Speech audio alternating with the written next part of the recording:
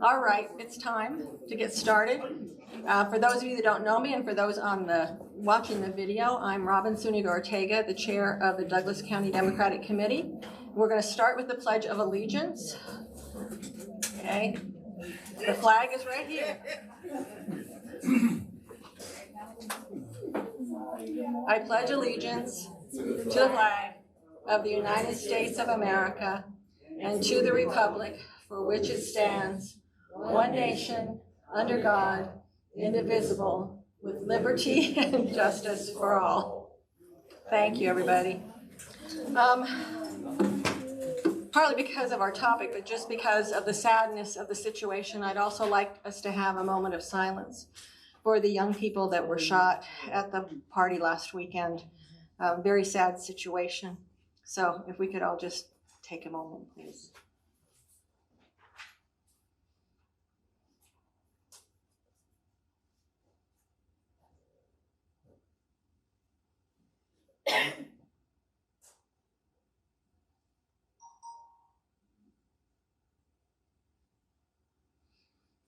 Okay, thank you.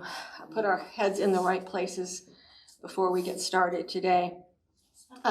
We have two different presentations today. The first one is on gun safety and responsibility. Hey, Robin, Oh. I was just going to say that's going to be a kind of like visual for those young people downtown that is good tonight. Tonight? Okay. So Rodney just said there's going to be a candlelight vigil for those young people tonight in downtown Douglasville. It's at the, we'll find out. At Grits at 5:30. Young lady's funeral was going on today at 1 o'clock. Okay. These were very young people, 14 and 15 years old. Extremely sad. So I think our topic couldn't be more timely in many respects to be talking about this today. It's often an issue that gets a lot of controversy and even conflict within the party. We have everybody in this great big umbrella of a party and have very different ideas about guns. But the official record, the official platform of the party is that we should do whatever we can to reduce gun violence while respecting the rights of responsible gun owners. And that's what we're talking about today. Our speakers are going to talk about what responsible gun ownership means and what laws and procedures a gun owner should be aware of, both nationally and locally, to both be a legal and responsible gun owner. So I want to introduce both of our speakers, and then I'm going to hand it over to them. First, Larry Brown is with us. He joined the National African American Gun Association in 2017. After assisting with club events, he decided to become a certified instructor himself and started instructing at the Bass Reeves Gun Club in Atlanta, and also started his own business. In 2022, he became the president of the Bass Reeves Gun Club, effective in 2023. So he is their current president. And the Bass Reeves Gun Club, I'm correct, is affiliated with the National African American Gun Association. He may do some demonstration. I don't know. We'll see. But also joining us today is the Honorable Christina Peterson. She's our own Douglas County Probate Court judge, who we all know quite well. She's the first African American and woman probate judge of Douglas County. She's also the first African American and woman judge who was initially elected to the bench, as opposed to being first appointed, which is quite a feat. She's had many responsibilities as judge of the probate court. Most relevant to today's topic, she has a responsibility for gun registration. And in this vein, she's made public records accessible online to the public, made weapons carry license applications accessible online, and streamlined the weapons carry license applications by offering in-house fingerprinting. These are just some of her many accomplishments. Again, as I said, she's got many, many duties as probate judge. And I'm going to let her elaborate on them when she comes up here to talk. So, Christina?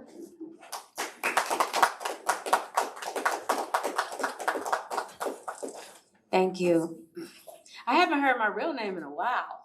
My name turned into Judge, so thank you for the reminder. You said Christina. All right, how is everybody doing today? Good. I'm here to talk about Georgia weapon carry license. If you know, the only place that you can get your Georgia weapon carry license is your probate court. So that's my court. You come and get that license. Does anyone have a weapons carry license in here today? So I know who am I preaching to the choir or the preacher? Okay.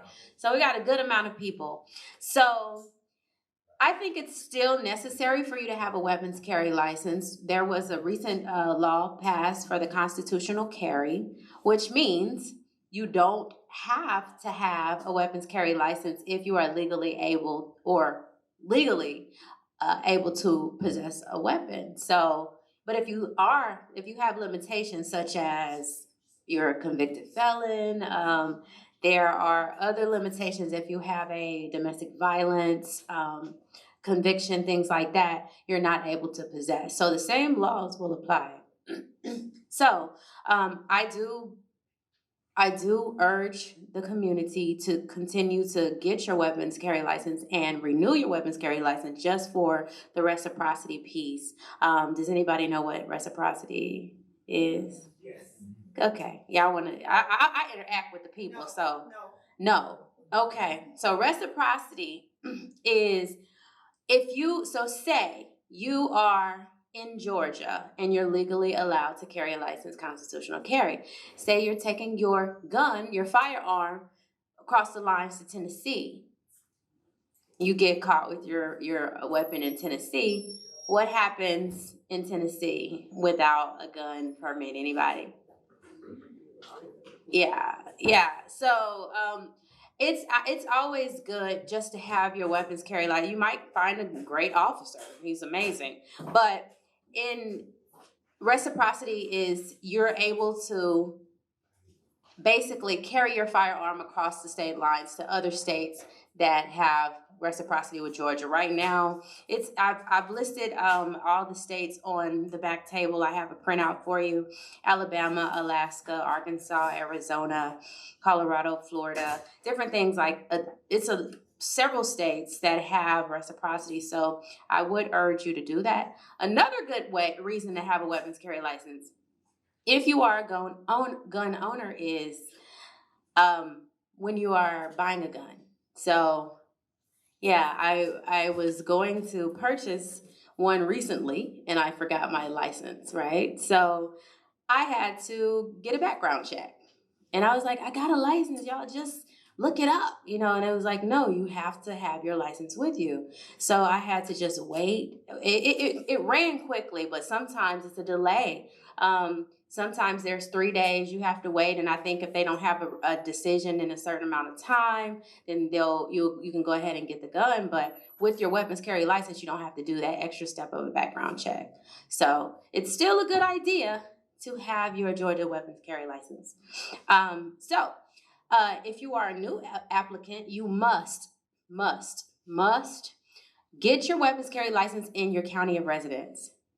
There are people who come into Douglas County from Carroll, from other counties, trying to get a weapons carry license, and my clerks, I trained them to look at your license and see where you live, and let you know you have the wrong county if it is, because we don't want to take anybody's money. So I want you to understand, please go into the county in which you reside to get your weapons carry license. Yes, so when you do, in my office, you just need your valid Georgia driver's license with your current address on it. We don't take P.O. boxes for a weapons carry license. We have to see your county address. The new application is $78.25. That includes your your fingerprint background check. So now at the probate court in Douglas County, we do fingerprint you in office. So you fill out your weapons carry license online. You can go to celebratedouglascounty.com/probate court and find the weapons carry license application started there. When you come in my office, streamline the process. It's going to be very quick. We'll take your picture. We'll do your fingerprints. So I think fingerprinting is very good. Things that we see on our background checks. We look for your criminal history. We also see if you have any active warrants. We also see if you have any, of course, pending cases. We also see if you have any mental commitments or incapacities, anything like that that's reported. So the law states if you have been declared mentally incapacitated, that you are not eligible to get a weapons carry license. The law states that if you are a convicted felon, you're not able to get a weapons carry license. The law also states if you have any pending felonies, we really can't do much with you because we don't know. It's not a resolved case and we don't know. Another law, though, is if you have any drug charges within the last 5 years, then you won't be eligible for a weapons carry license. I'm trying to see if there's any additional that we look for. Oh, if you have any failure to appear or pending bench warrants or things like that, you're not eligible. So that's the things we look for when I am reviewing applications. I review every single application that comes in my office. If it's approved, I sign off on it. So I just want to know your license is valid for 5 years. Yeah, so that's pretty much the ins and outs of the weapons carry license. Does anybody have any questions about that? Yes. If someone previously has a concealed carry license, Okay. and somewhere throughout them carrying, they get a felony, they may be deemed mentally incapacitated, they may have, something happens that initially would ping them to so that they would not receive a concealed carry license. Yes. Is there anything that retrodates that to that person so that law enforcement knows so that they can withdraw or rescind the license? Yes. Well, so the question was if somebody had a weapons carry license and then thereafter got a felony or some type of event that would disqualify them for having a weapons carry license, what happens? Well, generally, sometimes law enforcement or the court takes the person's license. So it doesn't even have to get to me. But a lot of counties, we work with each other. So I had a recent case where somebody has gotten a felony or convicted, and I was notified by that court that this person had a weapons carry license, and then I need to have a revocation hearing. And so I would call them in to my court to have a revocation hearing here and see the information on the new conviction, and then therefore I would revoke their license and notify, GCIC, all the agencies to let them know that they are not able to possess. So, yeah. And can you do that without having a revocation process? Well, I don't know. I would not do it. I wouldn't. The law is very clear a lot in Georgia, especially. You are allowed due process. So we just wouldn't revoke someone's license without notice. So yeah, we would likely have, you can show up or not. If you don't show up, it's just going to happen. It's by default, but we're going to give you an opportunity to be heard. Absolutely. And then even if you might have gotten a conviction or you might have gotten an arrest and it might have been dismissed. So we want to hear and we allow you to present any evidence. So yes. Thank you. Yes. I have two questions. The age limit Okay. to carry a weapon in Georgia. Also, you talk about the mental capacity of a person. How do you check that when a lot of people who have mental disorders, bipolar conditions, how do you know? And a lot of people refuse to go and get this because they don't want to be accused in any way for their mental disorder. They don't want to go to a psychologist. They refuse because they figure it will be on their record in some way. How does that tie in with your situation? Okay, so the first question was the age. Well, in order to possess a Georgia weapons carry license, you have to be 21. The only,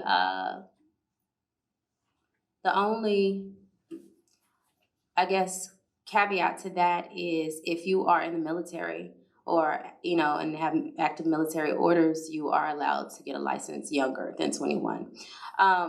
Now, just possessing a license, I don't know about Georgia, and just possessing a firearm, I'm not sure, just without a license. But in order to Is it the same? 10? Oh, I don't know. I gotta look that up. But yeah, in order to possess a Georgia weapons carry license and do it the legal way, is 21. I would say the next question was, mental incapacity. So we don't determine that. The probate court doesn't ever, I can't say ever, because we do have guardianship and conservatorship proceedings in which I, as a judge, can determine if somebody is in need of a guardian or conservator and mentally incompetent. But that is, most times those are done, they're reported to the agencies and they're put on your background. So that's the only way I would ever know as a judge. That's the only way. Yes, a lot of people in the country, in the world, just don't take mental health serious and they don't get treatment. So there's a lot of times we don't know or we may not know. So that's one of probably the issues with gun possession here in Georgia and beyond. But that's one. Do you feel then that there should be a requirement that one should take some kind of mental evaluation before they carry such a weapon?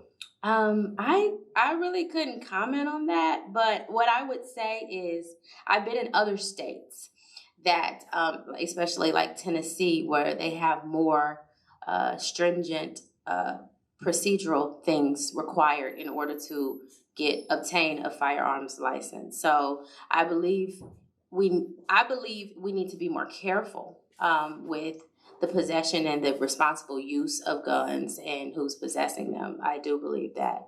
The mental portion, I just think mental health is a whole different subject that we have to address.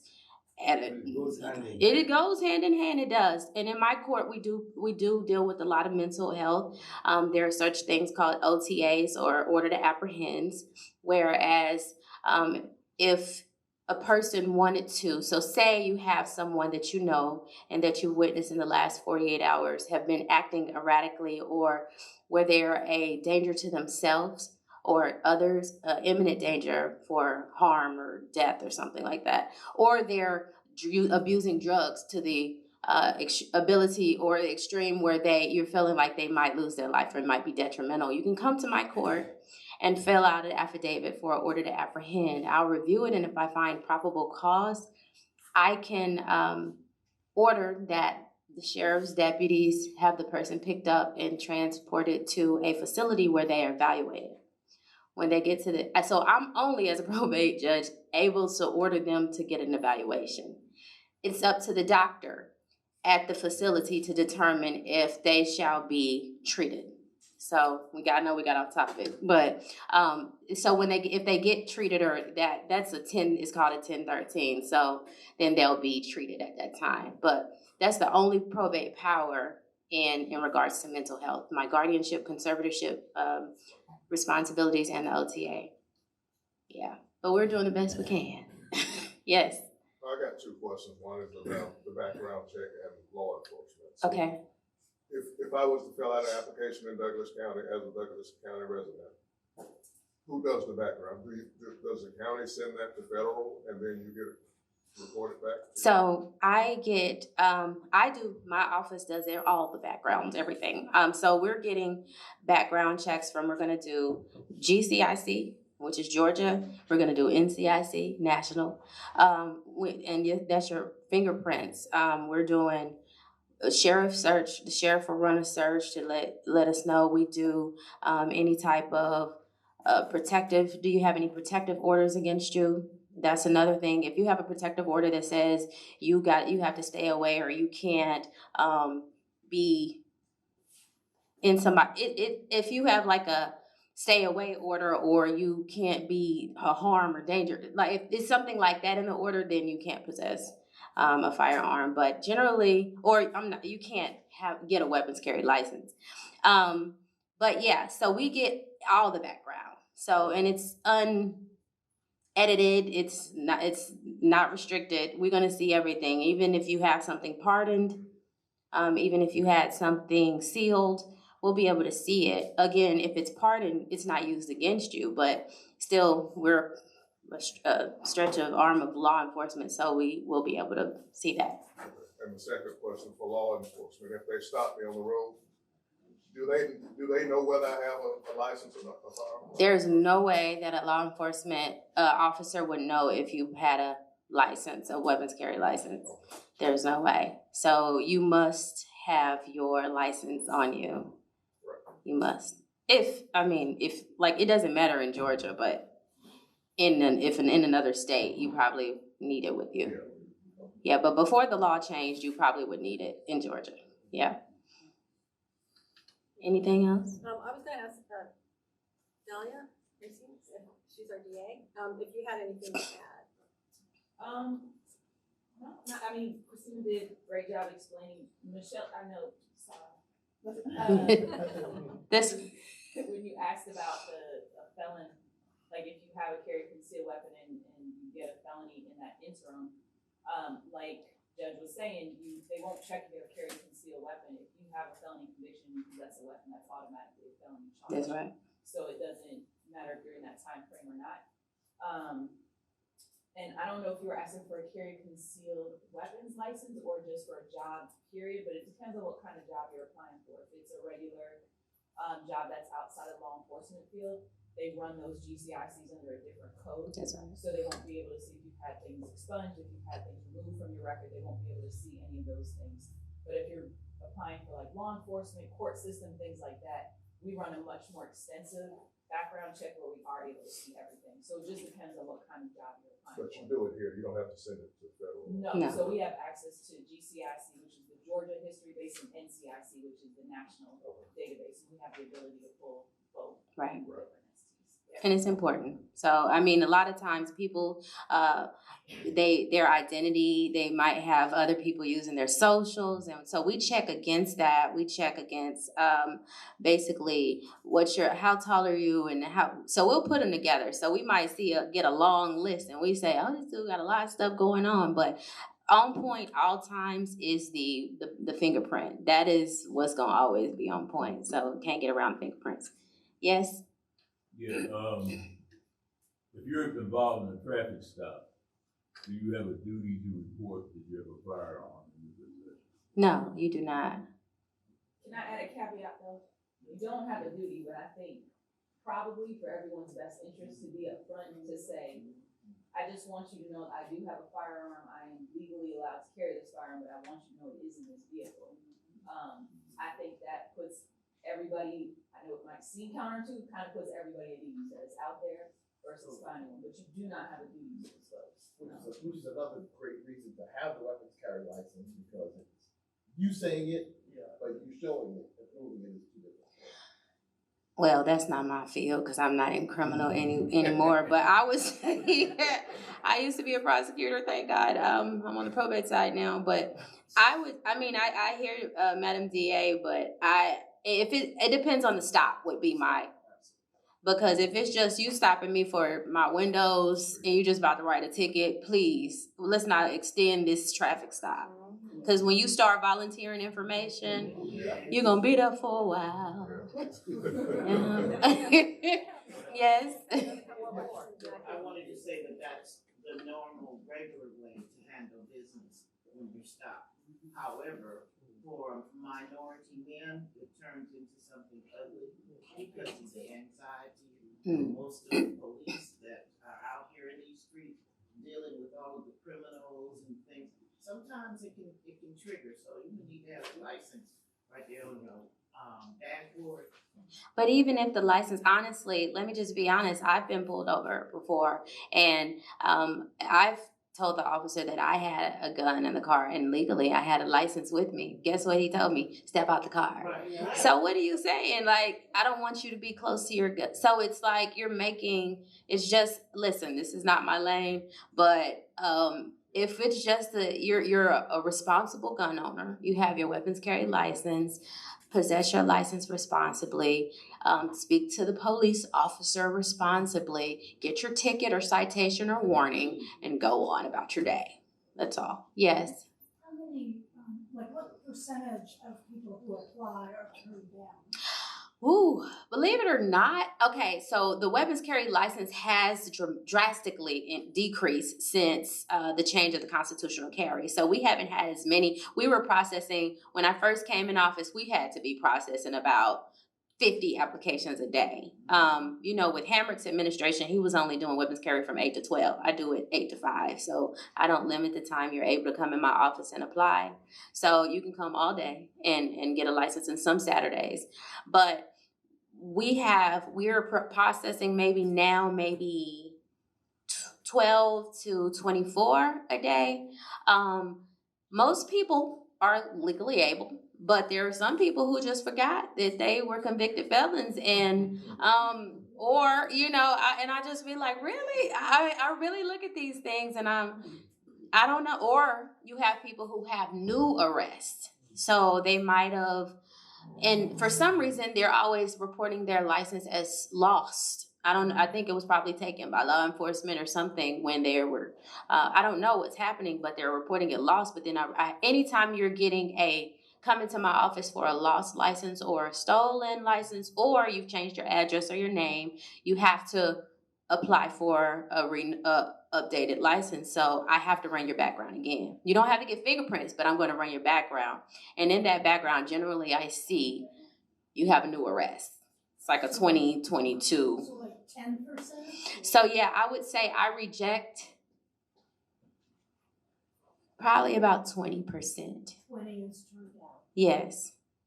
Yeah, but my numbers are reported with the state on how many, I think my approved numbers are reported with the state, but I think it's about 20% that I reject. Yes. I haven't had to revoke any but one in the last 2 years. Anything else? Yes. So you're saying since the KIP signed the law, yes, anybody can carry basically. Yes. Can still carry. Your license applications have dropped 50%? Yes, pretty much. They've dropped drastically. The only people that are really getting weapons carry licenses that I've seen, this coming from me, this is just my view and my vision. I'm thinking it's people that already had weapons carry licenses, they dedicated to them, or they're usually young people who was like, when I was 21, I said I was gonna get one when I'm 21. I'm getting my license. So you have those, but that's the people I generally see that have them, or people that are informed about the law and know that they're traveling to different states and know they probably want to have their firearm with them. The firearm sales have really, really gone way up. Yeah, I can see that. And I was speaking with Judge Camp of a magistrate the other day, and we had the delegation meeting, and she was mentioning that the gun crimes have drastically increased since constitutional carry. So she was trying to see what we could do in our legislation about gun safety and gun laws, but we could pass better laws that would help. Maybe. But we need to do something. So it's the constitutional carry. Really, it's just being responsible is the thing. It's just don't have guns in the wrong hands, period. So that's a good segue. Yes. Well, I have one more. Okay. Peterson. Could you briefly explain the difference in process of initially getting your license and renewing? Okay, initially getting your license. Hopefully, you went online to my website, the Celebrate Douglas County and the Probate Court, and started your application online. It's going to streamline the process. All of your information will be populated into my system. You come into my office, you bring your current identification that's not expired. If you are not from here or not born in the U.S., you have to bring your passport or your different information. It's all on this form.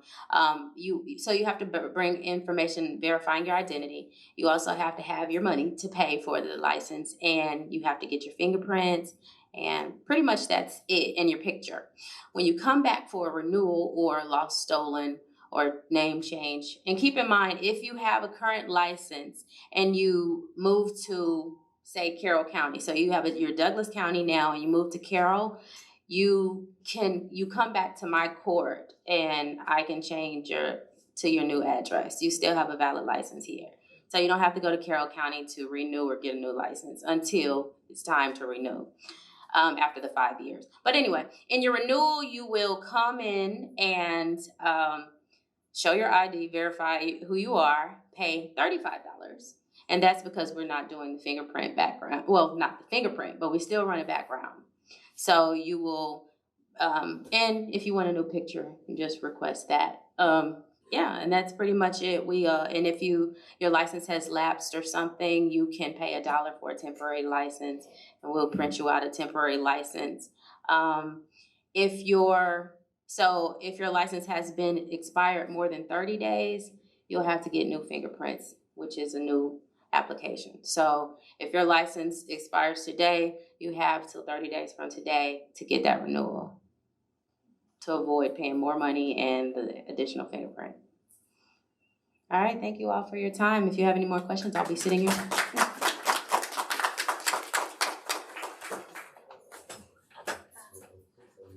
Thank you, Judge Peterson. And now I'm going to ask Larry Brown to come up, the president of the Bass Reeves Gun Club and a member of the National African American Gun Association.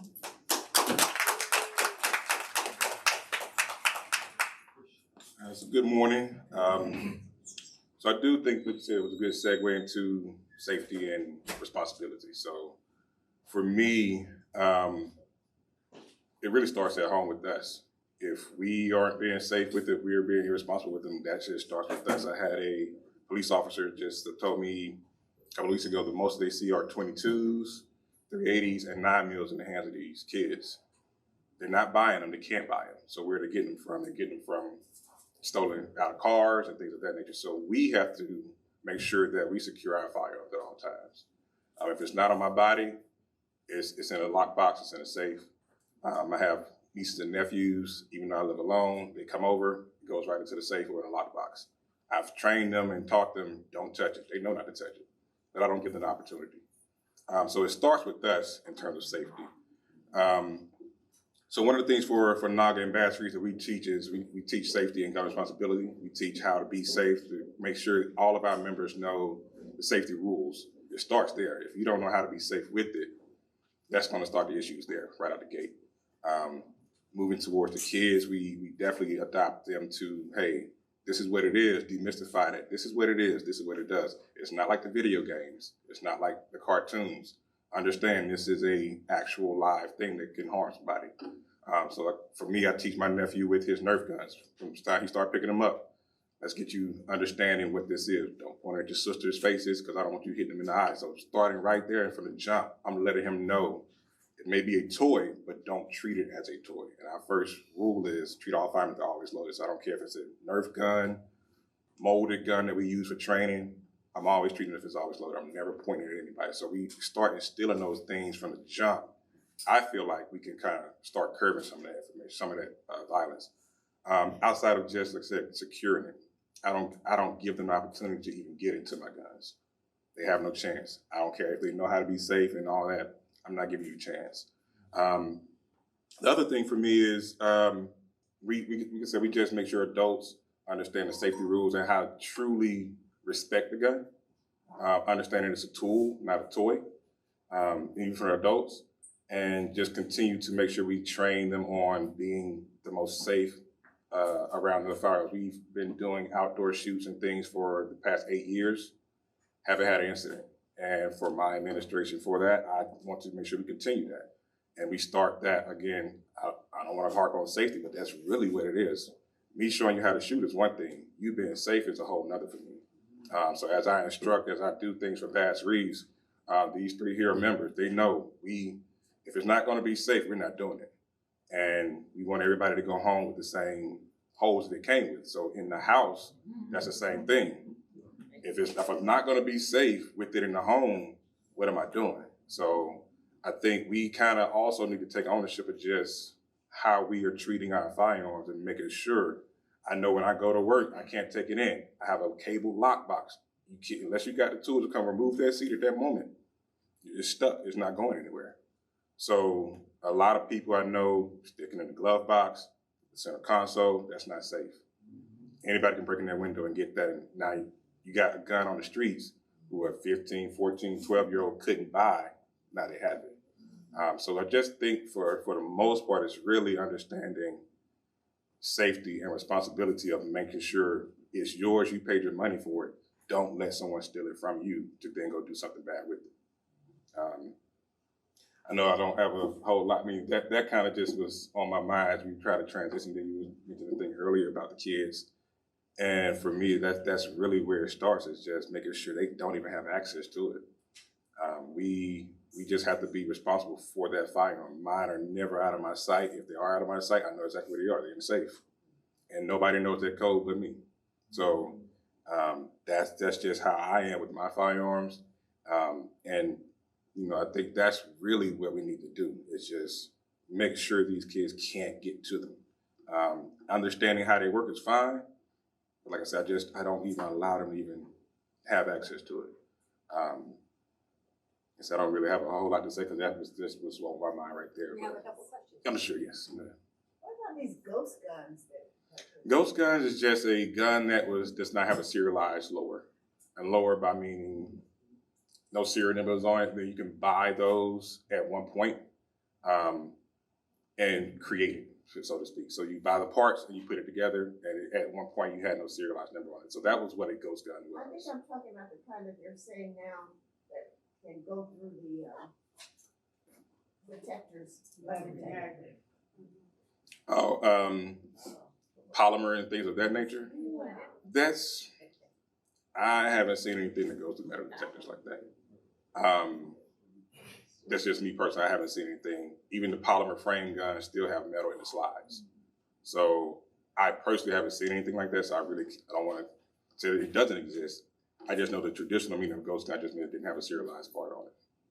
Didn't they just arrest a teenager not too long ago? So the ghost guns is exactly what he's describing, where it's a de-identified, you can't trace it, hence the ghost gun. And like he's saying, you buy parts, you piece it together, so it's not a registered weapon. They are trying to pass legislation where if they have, because you only can buy it really online, so they're trying to pass legislation where there's an obligation on the credit card companies to report if there is purchasing of those pieces and parts of those weapons, because right now it's prolific that we are unable to trace them. If they show up, we don't know where they came from, we don't know where the parts came from, but that's the type of that he's describing with those guns. And I would think for the ones that you're talking about, metal, ammo is going to be metal, so there's going to be something that will go off if you're trying to conceal a weapon. But they'll try. They'll definitely try. Yes, ma'am. The imagination of kids is profound. And can you hear me? Okay. The imagination of kids is profound, and if it's out there and technically they can figure it out, they're going to do it. My question to you is for the seniors. Yesterday we were playing cards, and some of the older senior women, because we leave at night, started talking about they want to buy guns so that they can have them in their car, have them on their person. Does your company travel and teach gun safety? So I'm gonna ask Tony. You stay in Douglas County? I stay in Cobb. Okay. We have instructors all over. So Tony's one of our instructors. I know Cobb is relatively close to Douglas. So for me, it's like, hey, if I know Tony is close to you, Tony, I got this lady in Douglas County. She might need some training. So he's one of our instructors. So we have members all over the metro area. And a lot of them, I think we have about 60 instructors within our club. So if you can't join us at the club and attend one of our trainings, because we do train out in Covington, Georgia, it might be too far for most people from here. We have instructors all over. So even yes, yeah, we would mean like myself. I would travel. I'm sure Tony, like I said, Tony's probably closer than I am, but he would more than likely come to you if you needed some training. And what's the number of people that you have to have? The minimum. The number of people? It doesn't matter. Yeah. I don't have a limit. No, I'm gonna speak to you personally. If our seniors want this training, I'm gonna talk about myself. As an instructor, we will provide it. to you.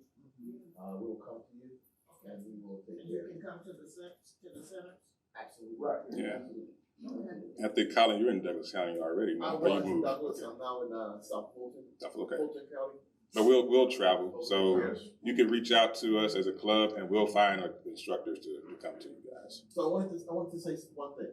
So you mentioned the creativity of youth.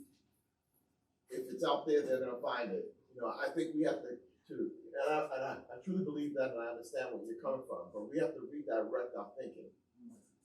If we educate the youth, right, it's just like martial arts.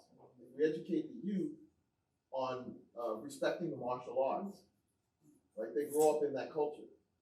If we educate the youth on being safe with firearms, demystifying firearms, having them understand the use of firearms, right, for hunting, right, for law enforcement careers, right, for competition. If we demystify the gun and redirect their thinking, you know, I think we can change the way that they handle firearms, right? So to me, education is the key. It's the foundation, right? But we have to reach the youth as early as possible. And as far as seniors that want to buy firearms, I don't know of an instructor, a quality instructor that would recommend you go buy a gun personally, bring it in. So we have, most instructors have firearms for you to use, so we don't want you to purchase something that you can't use. That's what they wanna know, you know, do I live? It was funny. Right, no. We were laughing around the table, but one sister said, I have a clock and I don't know how to use it. Right. My husband, and he died, but I need to get some training. Right, And yes. then the other sister said, well, my husband had a Uzi and I got a shot. You're gonna take it to the, Right? no, she's taking it to the pawn shop, so she can buy something that she can use. Right, yeah. And I was like, I think you need to take that to the police department. So they need consultation. Right. Yes. Before purchasing. I just say to wrap that part up, we can connect and get you in contact with somebody. I don't know if sure it was. Are there any rules and regulations regarding BB guns and pellet guns? As you know, we had a death of a small child from a BB gun and a pellet gun. Bruce, I mean, What are the rules regarding BB gun and pellet guns? I'm gonna defer to legal on that because really you can go buy a BB gun at Walmart. I had a BB gun I really don't know that I'm not aware of any regulations on that because you can go buy them at Walmart. Can you speak to the safety fundamentals? Yes. So I would say that still ties to safety fundamentals. What Colin's saying is, you know, like I said, our safety rules treat all firearms as always loaded. So that right there will start the process of if I'm treating it as loaded, I'm never pointing at you, which is our next rule is don't point anything if you don't intend to destroy it. So like off the gate, I'm not pointing at any of you guys, I'm not pointing at my TVs, whatever I don't want to destroy, I'm not pointing at. Finger off the trigger till we're constantly ready to shoot. Typically guns won't go bang if you're not touching the bang switch, all right? Know your target and what's beyond it. That's another rule for us, which just means if I'm in a self-defense situation, or God forbid we're in a mass shooter situation, I still gotta know what's beyond my target. Even if I hit my target, depending on what ammo you're using, what's beyond that? So I'm still responsible for every single round. And then if you have a gun that falls, just let it fall. Yes, sir. You want me to repeat those? Yes, sir. I'm gonna get to you, ma'am. I'll see you. Give me 1 second. Yes, sir. You want me to? I just wanted to give the contact number so that they can reach you. So you can reach me by my contact number 404-668-9846. And Larry, he's gonna be in the back. After this, he's gonna be in the back for any, particular specific questions that you may have. So he will be available. Yeah. Yes, ma'am. And I've got you too, sir. Yeah, I know you have, you're talking to the choir right here, because Mhm. we're trying to be as responsible when we're asking the questions. But we hear most of our crimes are the young people on the street, illegally obtaining guns. They're very cavalier, because they're basing on maybe some mind thought on video games and things like that, bang, bang, whatever. Right. But are there any grassroots efforts to, out on the street, to just educate these young people about? So we definitely, as a club, we started a program, a youth program, to where we're teaching them, one, don't touch it. You see it, go get an adult. So we're teaching them the steps to not, but then we also teach them how to, like Marshall Collins said, it's using a firearm is a fight with a gun. So martial arts still a fight with hands and feet. It's still a fight with a gun, but you need to respect how it works. So we teach them not only what to do if they see it out in the streets, one, if they see it with their friend, because it might not always be there in the streets doing bad things. Whoever parent doesn't secure it, and let me show you this gun, X, Y, and Z, now somebody's kid is dead. So we teach them to even know that they're at a friend's house and they want to show, hey, stop right there, get out of that situation. So we teach them kind of the whole thing. Now, to your point, it's hard to get those who may not have the guidance. So we if, let's just say you say, hey, I know a youth who needs this guidance, and you may be a guardian to that person, bring them to us. We'll try our best to educate them on what not to be done with that firearm and to get it out of their hands if we can. But it's kind of on that adult to bring it to them, because they have, if they're under the age of at least 21, this is some of the oldest we've had, but we got 7 to 21. It's on the parent or the guardian to bring them to us to try to educate them on, this is not what you should be doing. This is what it is. This is what can happen if you misuse it. We have to get them in. And so canvassing the community, again, it's a little bit, I don't think we've gotten to that point. We do canvass community on some other things. I think it's something we can look into and how we can maybe do something of that nature, but they still, like I was saying, I can lead a horse to water, but I can't push him to drink. So if we go out there, we canvass and they still don't want to come to us, who do they know that they can trust to bring them to us so we can kind of get them in the right direction with that and get it out of their hands, but also understand this is a tool, not a toy, and this is real life consequences. Yeah, I know he was. Here's been trying to yes. get your attention for a while. Just a quick question about training. The sheriff's office also offers gun safety. You have to go on the website and see what they offer. Yes, ma'am. I would like to offer to have further conversations with you because we do have access to a lot of kids through the juvenile court system. So see if we could collaborate, maybe integrate that into a program with our kids that are in the system. For sure, yeah. Yes, ma'am. The PAL program, Police Athletic League in Wisconsin, I was part of that. They combined with gun safety and gun shops. And it was a buyback program. And you'd be surprised how many of the gang members came and brought their guns in to get the money, the cash money. And we kind of swept the hood and got a lot of guns back in Wisconsin. And so if you can collaborate with the district attorney and the police department and find funding for a buyback and do education too, because we're competing with technology. Those games that they're playing are ruthless, and they start as babies playing, can't even think of it, but they're shooting everything. And I've told my grandson's mom, I said, you shouldn't be playing that because it's desensitizing our children. And we have to get that sensitive spirit back that if you shoot somebody, they're dead and they can't come back. Yeah, I think it's a mindset shift. I mean, I understand what you want to do to buyback, but if we don't change the mind, it's just going to get right back into the same cycle to me. That's just me speaking for me. We have to keep this first. Yeah, I think that, when you see all this gun violence out in the street, it's a multi-pronged approach you have to take. Just telling somebody about a gun or whatever, it's deeper than that. They have those guns not because they want to be responsible. They have those guns because they're up to no good. So you have to look at it from a different perspective when you're dealing with this gun violence thing. Now, in terms of the other part of this, is every time something happens, you have people running to the gun store, but they don't get gun training. Correct. And that's a really big problem right there. The other question I have, and this is to, like, I guess, law enforcement, anybody, what's the duty to report stolen weapon? If it's stolen, you should always report. I mean, is there anything legally knows that gun was stolen. I would say report no matter what, because I don't want that serial number to come back to me saying, well, Larry, you was the last one that purchased this. What happened? Well, it was stolen X amount of, I need you to know right then and there. So I keep a whole log, Excel sheet with all my serial numbers. So if something happened to get stolen, I can say, this one is gone. This is the serial number, X, Y, and Z. Now, they may scratch it off, but at least I've reported it so it doesn't come back to me. I think he was first here talking to me. The chief of police has a program, Youth Against Violence.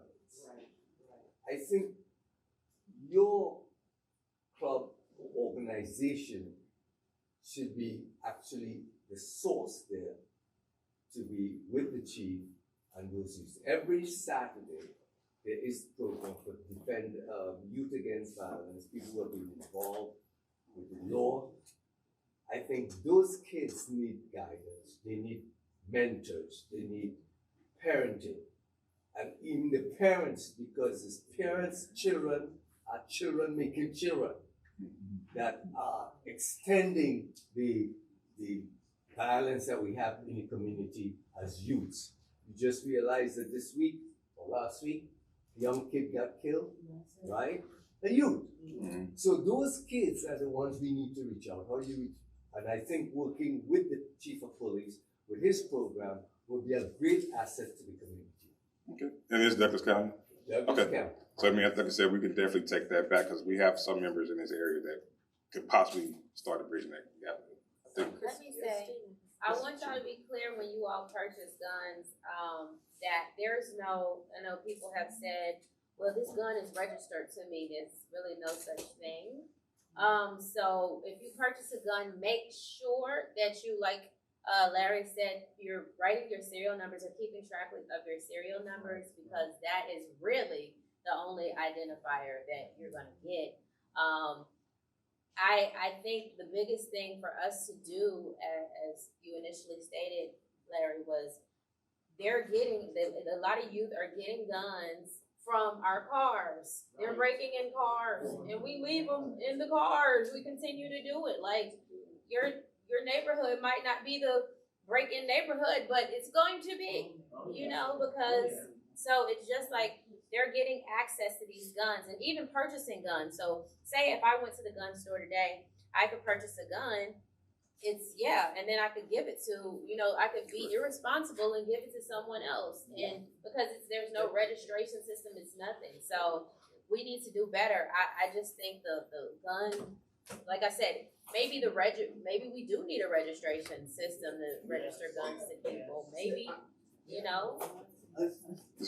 Yes. Yeah, I have my own ideas about the youth, but when I make suggestions regarding the youth, or making out some mandates on how to handle it, it's always a question of money. Or we can afford to do a whole lot of other stuff, but we're not reinvesting in our youth. That's it. I think but now is the time to rethink that. Right. I mean, I would agree with you. I mean, to Kyle's point, we can catch it early. It starts the ball rolling. And the earlier we catch it, to me, the better it will be.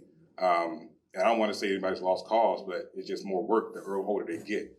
Like I said, can't teach an old dog new tricks. I mean, you're talking about 14, 15-year-olds, they're in the streets.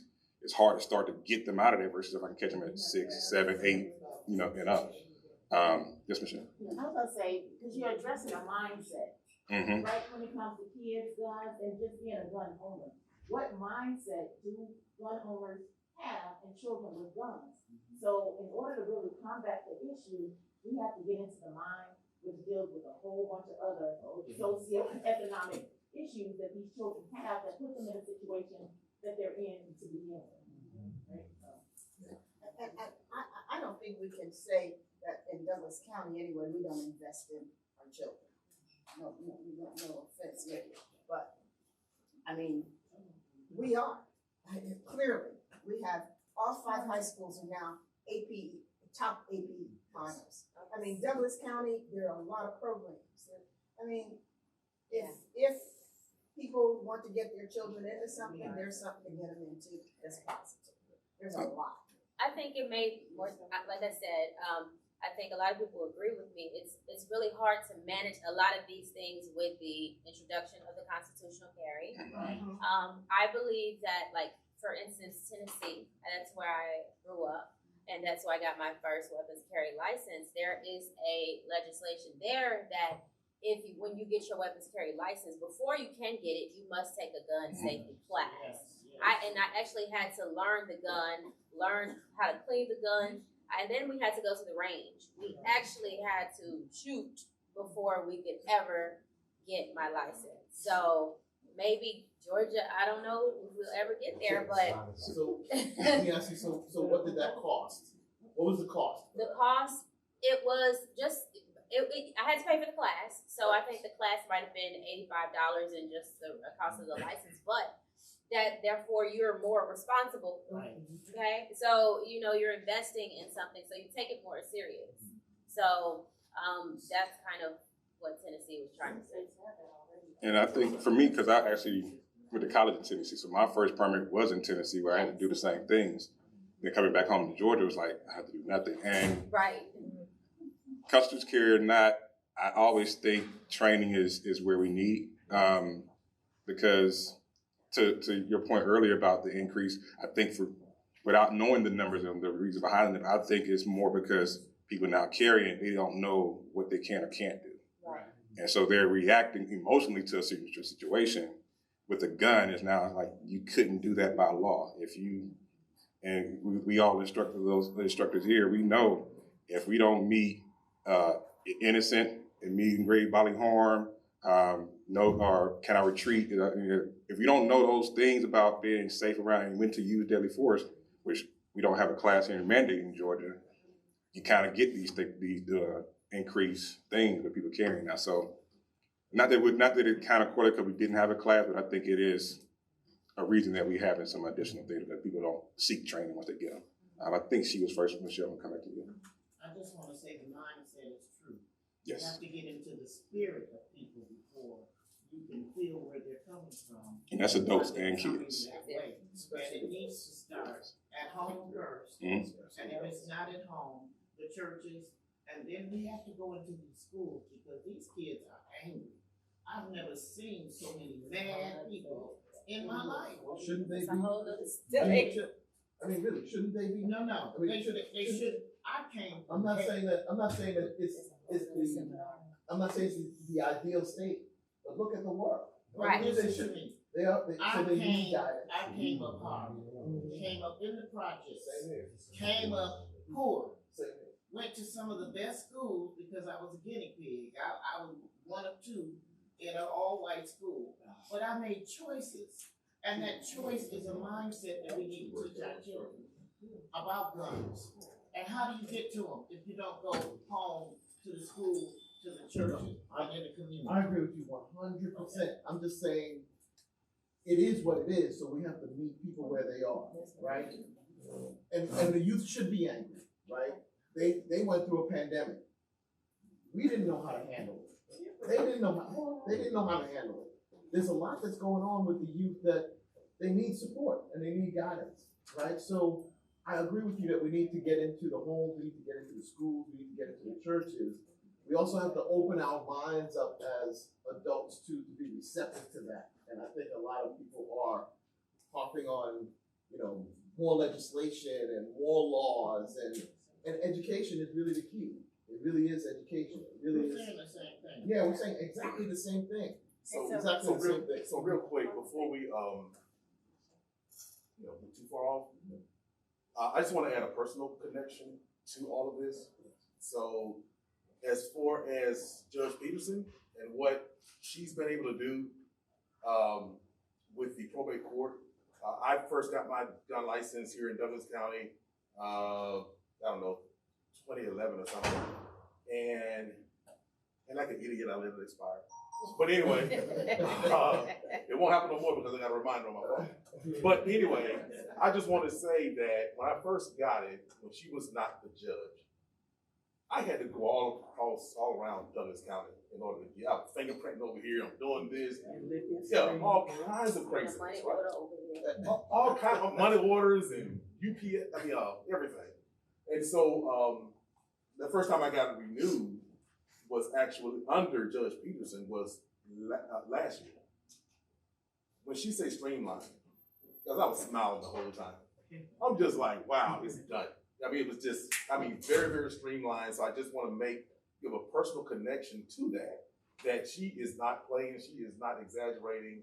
The process was atrocious, a few years back, but it's no longer.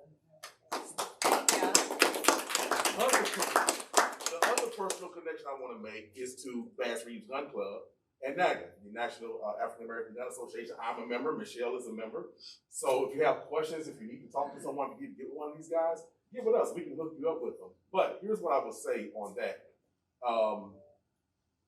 I go to the range a lot, Stockton's gun range, and I've been going for years. So I remember, when I first went, when I first started going, there were maybe 3 black dudes in there. Everybody else is pretty much white guys, right? Okay. So then I see the shift start to change where now the amount of black women is just, and of course that reflects in Bass Reeves and NAGA, the fastest growing gun owner, responsible gun owners is what I call them. So if you're a member of NAGA, if you're a member of this, you're responsible, is black women, especially older black women. I see them at range and all that stuff, right? So I just want to say that. Now, I do see here lately, the past couple of years, a lot of youth, a lot of young people. Now, they don't come with their own guns because, you can just rent a gun, get a gun there. And I don't know how to look at it with them, but it's a lot of them. Usually, guns are like racism, right? If you keep it away from everybody and you don't want to talk about it, then it just gets worse, right? And there's no respect for the others. There's no respect for. Same way with guns. The same attitudes with guns. Mm-hmm. Once you can play on a game all day long, right? But when you're playing on a game in your basement or wherever you're at, you're not going to feel any recoil. But when these guys go out there and girls go out there and they feel that recoil, they realize the damage that a gun can do. And I don't really know how to take the young people. I try to talk to them when I have time. And I go to a lot of these things that, Chief Sparks has and a lot of mentorship programs in the community. Got one coming up next week, I think. But what I can tell you is I'm kind of on the edge. I don't know how to take it with them yet, but I do think it's a positive thing that they are going. They might go for one reason, but they leave with another thought. Like, oh yeah, buddy, this is no joke. So I just wanted to put that out there from a personal, I think we're in good hands. It looked like we may need to have a chapter on it. I was just thinking that. But we have people who will talk about that stuff later on or something like that, and I'm just glad to see the interest. So I just want to I just got one last question. Quick, okay. What should you do in terms of purchasing or what? What should you look for? Like my wife. That may be a very long answer. But I mean, that's what you need to know. You're asking. Right, a gun. So if you go and sit with my wife and I purchase a gun like the judge that shoots 45 caliber shells and say, all right, this is our gun. What to make it simple is what that person can handle. I can't tell you that. I would say try them, go test them out. I took my mother to get her one, and I wanted her really to get a small. I like small ones. I get 380s, and just make sure they're small enough to be hidden. But she wanted a bigger one, and she liked it because it was not a lot of recoil. So I think you should really go into the range and shoot it. Really. Yeah. Okay, I love this conversation, and we can continue it later. Larry is going to stick around for a little while, and Christina, I want to thank both of them for their leadership and all of the great information. I learned so much today from you, It's been great. Y'all, I have a table back there. There are goodies on the table. You can pick them up, and there's also a flyer about the weapons carry license process. Great. So everybody pick that up, and you'll get a chance to talk to Larry again later. And I hope that he'll follow up with Madam DA on and making some connections in this community, and maybe even opening a gun club here in Douglas County. So thank you all very much for your time. We're all going to switch gears here a little bit. I want to bring up our Director of Elections and Registration, Milton Kidd, and he's going to talk about kind of what's been going on down at the Gold Dome having to do with elections.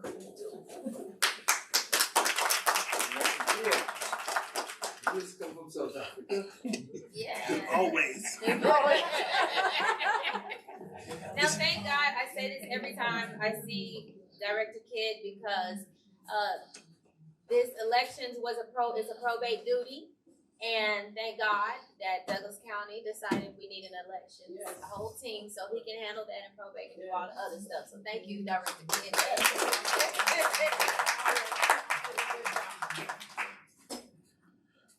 Once again, my name is Milton Kidd. I am the Director of Elections and Registration for Douglas County. I would be remiss as a director if I didn't acknowledge the fact that no man is an island, and it takes a team of dedicated individuals to do what it is that I do. I do have another individual that I would like for her, I didn't tell her I was going to do this, I'm famous for doing this, putting her on the spot. I would like for her to stand up and come up just so I can introduce her to you all. This is my Deputy Director, Ms. Tisha Green.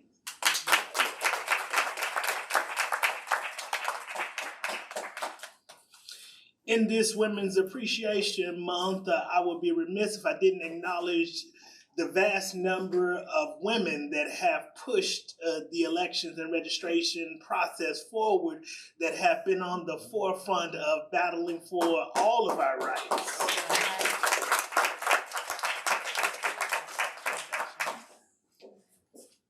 Hello, everyone. Yeah, he likes putting me on the spot. I'm Tisha.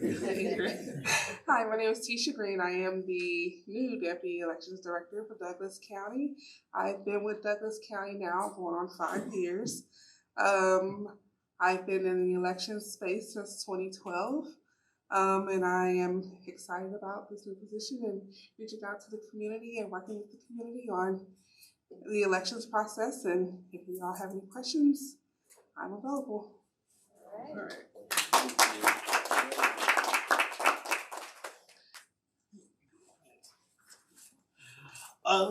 Before I begin, I would like to make this general statement. This is me saying this too, though.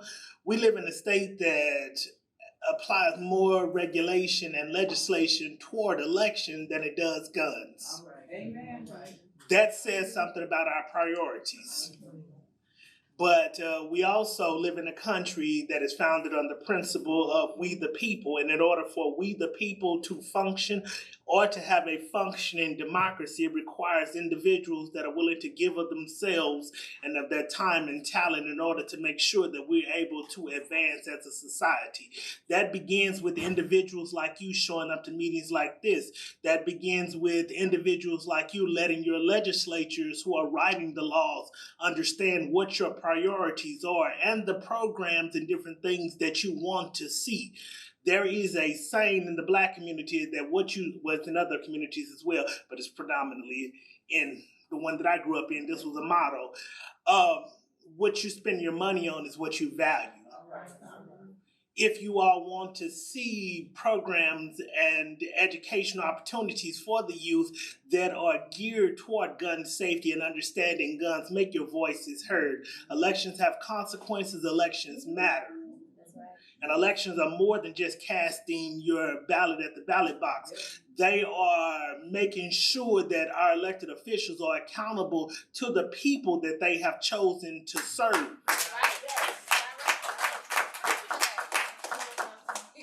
That accountability starts with us making our voices heard. Yes. We're preaching today.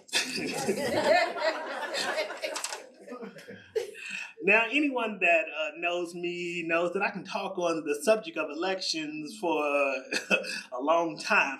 But we are in a unique situation here. The Georgia legislature is actually a part-time legislature. The legislature meets for 40 days out, in the regular session meets for 40 days out of the year to write policy for that year. The legislative session for Georgia typically begins in January and goes to sometime in March, but that changes because they're able to adapt their own schedule, so it's not continuous days, but it is a 40-day legislature. On the 28th day of that legislature, it is a period called Sunny Die. Sunny Die is the time frame in which the two legislative bodies, whatever they've passed or have not passed between those two legislative bodies, Sunny Die is the day by which that legislation has to cross over to be evaluated and voted on by the opposing body. We understand that our legislature is comprised of a House of Representatives and a Senate. That House of Representative and Senate model that's on the federal level also exists on the state level. In a state, you have those two legislative bodies that are writing our legislation. Now, we currently, March the 6th of this year was that legislative day where those pieces of legislation had to cross over and be passed by one body to pass to the next body to be adopted at some point if it is passed by both houses and sent to the governor for a signature. Now, let's not be fooled. Those are the rules. Now, let me tell you what really happens, because a lot of times you will get pieces of legislation that initial piece had a numbering sequence, either a House bill or a Senate bill that was attached to an original piece of legislation, and that piece of legislation does not actually get passed by the body. But that piece of legislation is not dead at that point, because that piece of legislation can come back to either haunt you or to be put forward because you want it to be put forward, because what will happen is a piece of legislation can be added as an amendment to another piece of legislation that did pass. Recently, our state legislature was proposing something that I think is abysmal. In the dead of night, the legislature composed the omnibus bill around the legislation for elections. This bill was dropped at night and voted on by the House the next day. Undercover. That happens because, like with anything, it all comes out in the wash. And if we're not paying attention to what the legislature is doing during this 40-day legislative session, we'll miss some things. Now, that omnibus bill doing crossover, they did not actually cross over to the Senate. So it essentially should be dead. But those pieces of those legislation that were in this omnibus bill, I'm almost certain are going to be attached to other pieces of legislation. Now, there are some things that I feel that are election related and are applicable to some of the decisions that we've even talked about here today. I'm glad that Madam DA is in the audience as well, because she can expound upon this if she chooses to.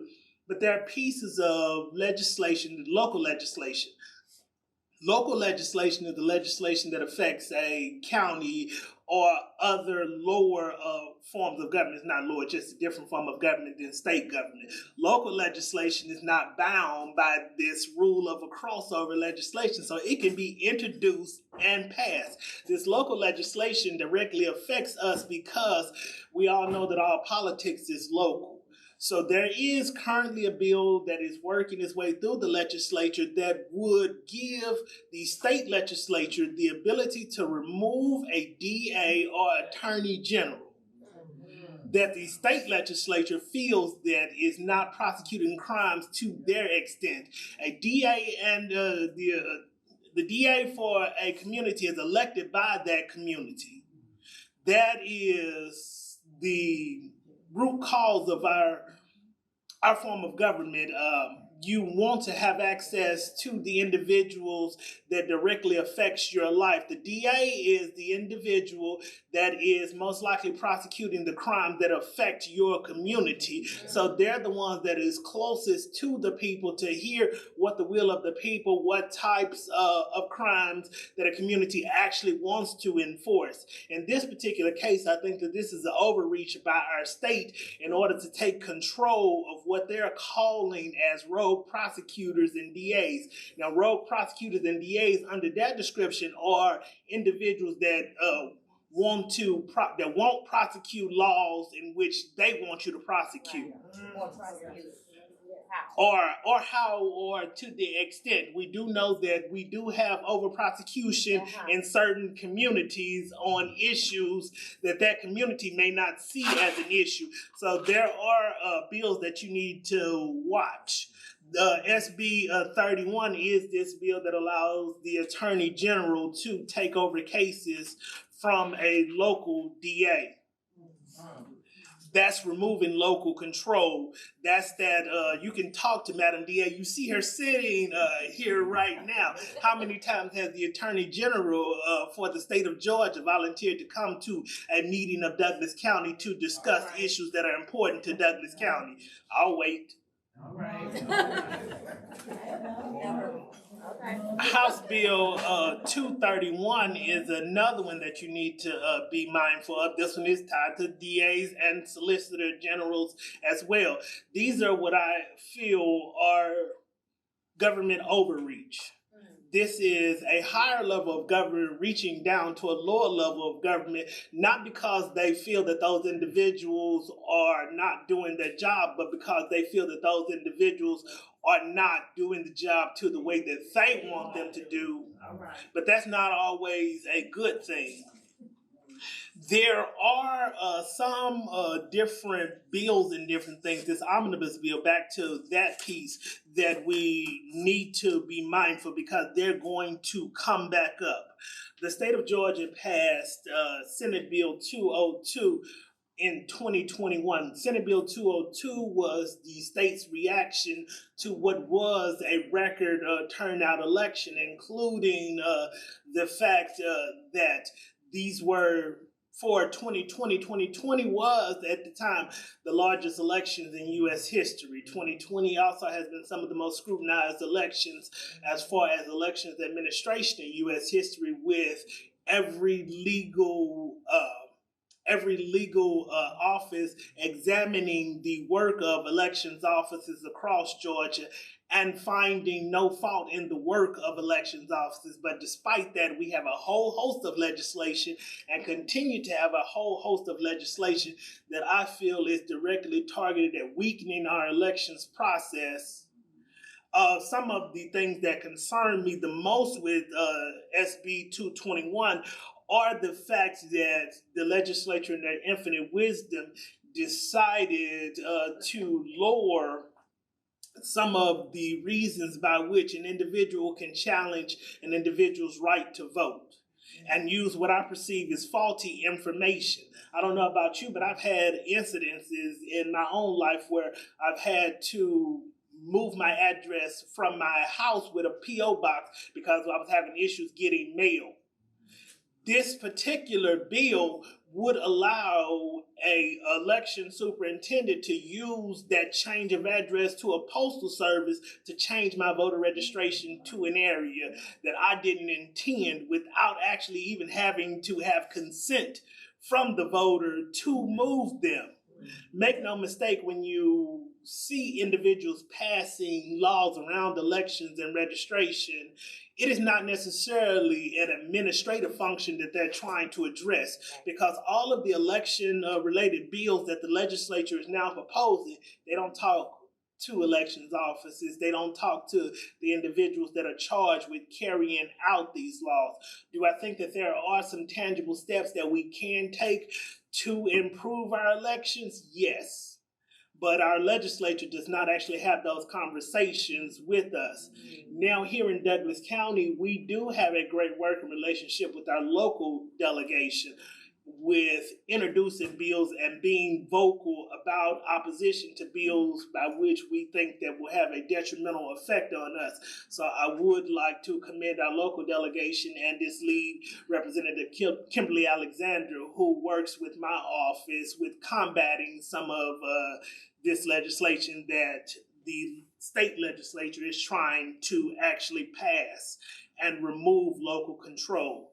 Another piece of that that insidious bill is, it's always omnibus bills. They combine pieces of legislation. So when you hear about a House bill or a Senate bill, it may not be that bill in itself that passes. Sometimes they'll take that language and do it as a combined bill. That's what an omnibus bill, when you hear that, means. Another piece of this omnibus bill is removing local control for the funding of elections. Elections offices by state statute are under the purview of a county government. Each of the 159 counties in Georgia operate their own elections office. They're essentially their own jurisdiction under the governing authority of that county. Now, that governing authority of that county is able to do the budget for that elections office. But there are tools at the discretion of every government agency to get and procure grant funds. Those grant funds, and the reason why those are important are because those funds allow a local government to administer services to the individuals living in their jurisdiction without raising your taxes. We did, as a state, certain counties, every county in Georgia had the ability to do this. Every elections office, every election superintendent, every election director, every election supervisor had the ability to go out prior to the passage of SB 202 to try to secure funds from the private sector in order to administer elections. Let's be clear about this. Every other government entity gets grant funds, including the police department, including every municipal agency, every county agency is able to apply for funds. But our legislature had decided in their infinite wisdom to block elections offices from seeking those grant funds to be able to administer elections without burdening the tax base. I can only surmise this is because elections officers are doing their jobs, doing these type of activities, including community outreach, because that's what we use these funds for. We use them for community outreach. We use them for capital improvement. We purchase trucks. We purchase the places to house our elections equipment. Administrative functions that have to happen.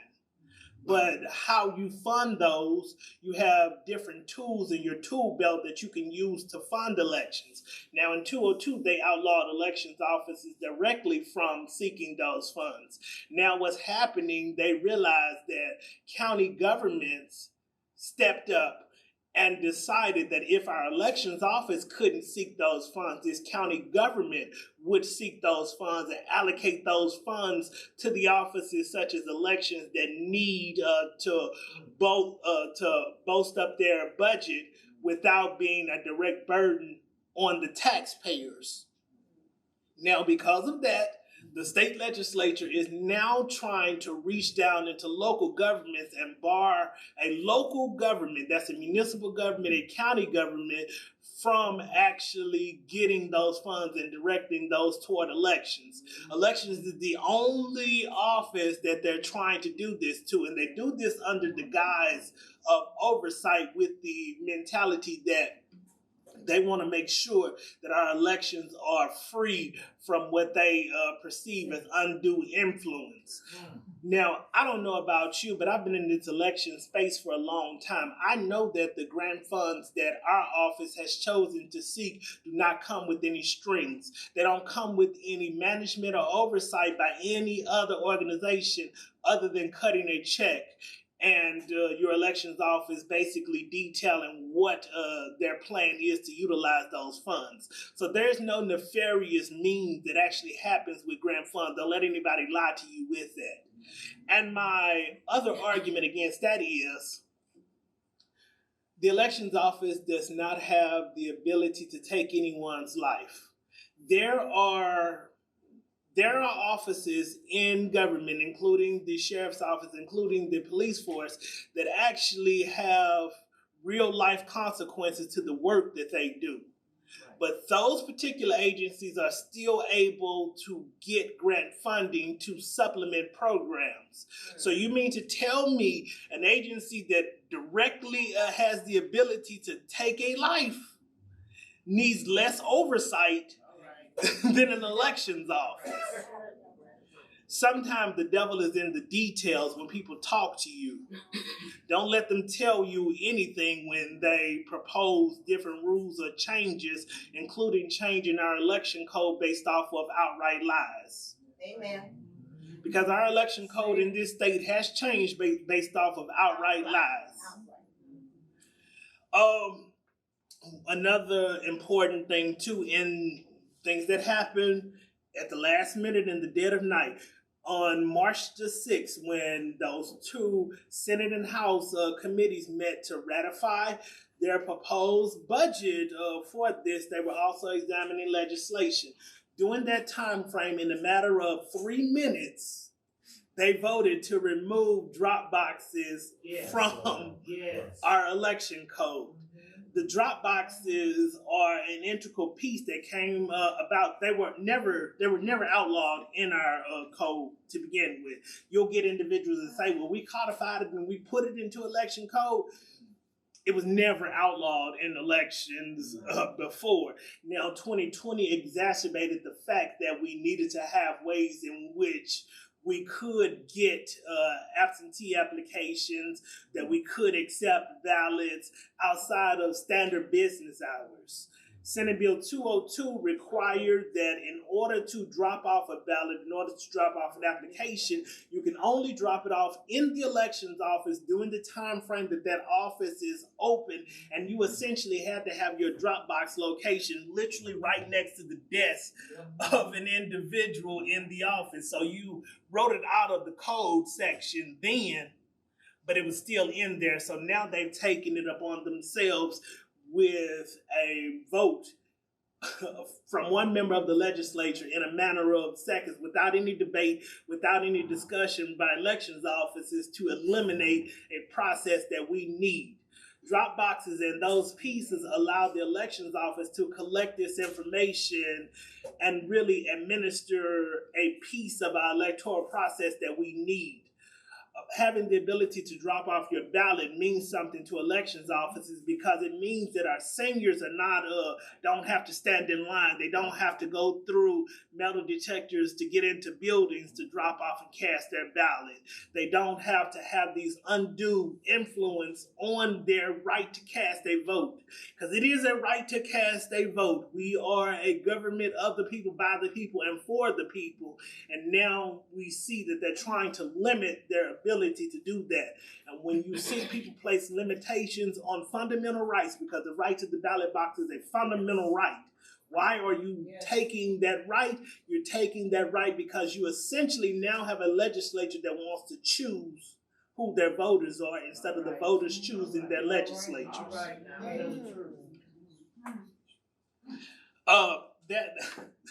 Be mindful.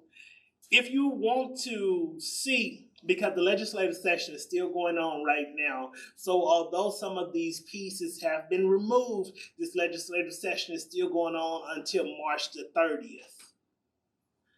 The legislature can add things back, they can take things away up until that point. So this is a preliminary review of the things that they have done, but this session is not over. Pay attention. One of the ways in which you can pay attention to your legislature and to the actions of your legislature, you can view their meetings. You don't have to go down to the Gold Dome to view their meetings. There is a website. It's legis.ga.gov. That's legis.ga.gov. This particular site will allow you to review current legislation that is proposed, adopted, or passed in any one of those three forms. It will also allow you to live stream the sessions of your state legislature. Get involved. pay attention to what's happening, because an informed public is the death of tyranny, because in order to get over on people, you have to do it while they're not paying attention.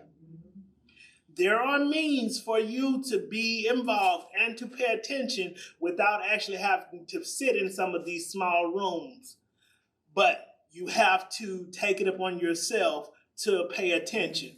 Once again, and I'll put this on the county's website as well with a link to the state legislature too. So sometime next week I'll have one of my people put it on the county's website. The county's website is celebratedouglascounty.com.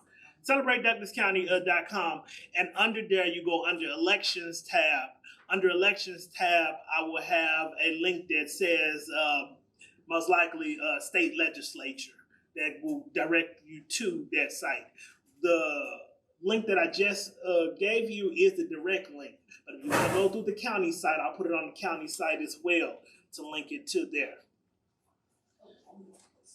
But like I say, this is a preliminary review of some legislation that has gone through, but the legislative session is still going on. Shameless plug. On the 22nd, am I right? On the 22nd at 6 p.m., the Douglas County Board of Elections and Registration is having a program called This Is Your Democracy. During this program, I will also do a review of legislation that we need to be mindful of, and this will be closer to that March the 30th end of a legislative date. So we will basically know more of what is actually passed in the legislature on that date. That is going to be 6 p.m. at Woody Fight Senior Center. It's called This Is Your Democracy. We're going to do a legislative update. We're going to do a demonstration of voting equipment that we currently use. We're also going to have myself and a couple other elections directors and registration officers from across the state to answer your elections and registration questions. There are a lot of people that post things on Facebook as it relates to elections and registration. We can't go back and forth with you online, but this is your opportunity to come out to ask your questions, to get a better understanding of our electoral process. Elections just don't happen. They affect us. This is your time to get a better understanding of how things happen, such as Douglas County went through redistricting based off the 2020 census. Part of that redistricting was the changing of lines. One of the things that happened with Douglas County used to be completely in one congressional district. We were completely in the 13th congressional district. We are now in the 13th and the 3rd congressional district. There is a reason that a state legislature decides to split districts. Those splits in districts typically only happen in the metro counties. There are 1 or 2 non-metro counties that have splits, but those splits are split for a reason. There are old terms in elections and registration called packing and stacking. That's it. Packing and stacking means that you subdivide areas in order to control how that area votes. That's important on the state level, on the federal level, and on the county level. There is a House bill that is currently making its way through the legislature that is geared toward one of our neighboring counties. The voters of that county chose their county commission. The legislature decided during this redistricting phase that they didn't like how the voters chose their particular representatives, so that they were going to take it upon themselves to redraw that county line. The way that it normally worked in normal times, the state legislature deferred to the local legislatures to give input as to how the local lines should be drawn. And the state legislature in those cases deferred to the political bodies that were closest to the voters. In this particular case, I'm talking about county commission lines.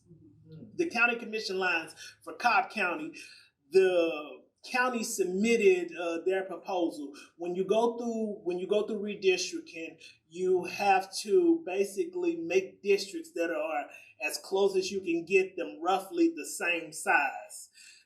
You typically use geographic boundaries to do those districts. So those geographic boundaries are naturally occurring things such as like river streams and things like that, that you can subdivide areas with.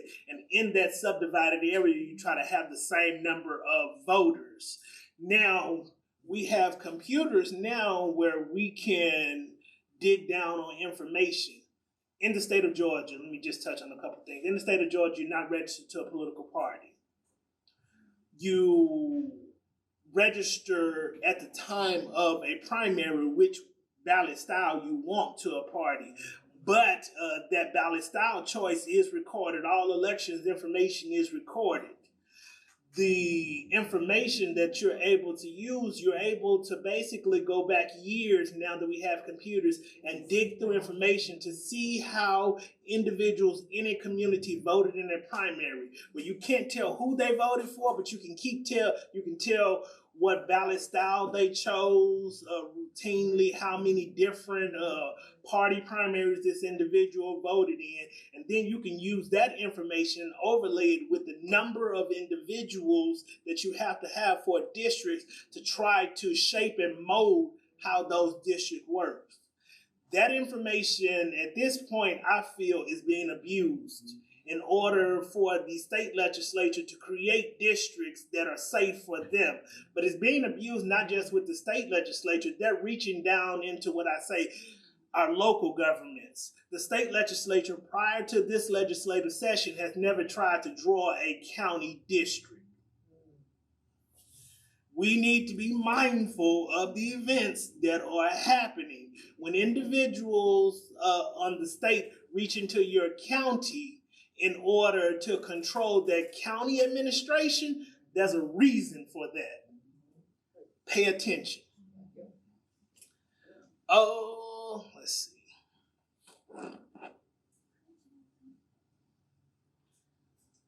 That website, and I'll do questions too, because I could go into some of these, but it's preliminary at this point with what will actually pass. I think that the rest of this time I'll do Q&As. So is it my understanding from your summarization of what's happening, are you saying that the legislators are really trying to, in essence, limit or restrict the vote? And if they can't, in the event that they can't, they're creating laws to overturn the choice of the voters? Yes. Yes, in regards to Senate Bill 202, I saw some of the sponsors on there, and I don't think that certain ones are in favor of that one particular section in regards to the ballot boxes. That was an add-on to the original SB 202, correct? The way it works is SB 202 essentially is its own bill at this point. The Dropbox piece, they now have a new omnibus bill, is SB 221. So this essentially it's a new bill, but it's touching the same issues, and it's a revisit of some of the issues that they were probably pissed that either passed or didn't pass in the original bill.